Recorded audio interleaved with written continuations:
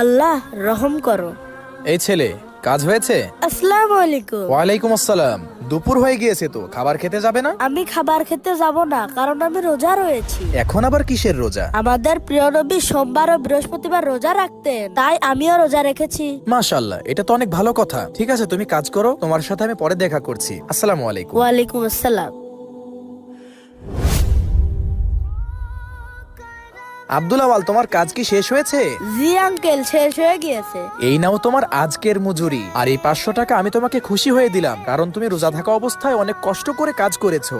না আঙ্কেল, এই টাকা আমি নিতে পারবো না। কেন, কি হয়েছে? কারণ বিচারের দিনে আল্লাহ যদি বলেন রোজা রেখেছিলে আমার জন্য আর পুরস্কার নিয়েছিলে মানুষের কাছ থেকে, সেদিন আমি আল্লাহর কাছে কি জবাব দেব? প্রিয় দর্শক, ভিডিওটি ভালো লাগলে লাইক করুন, চ্যানেলটি সাবস্ক্রাইব করুন।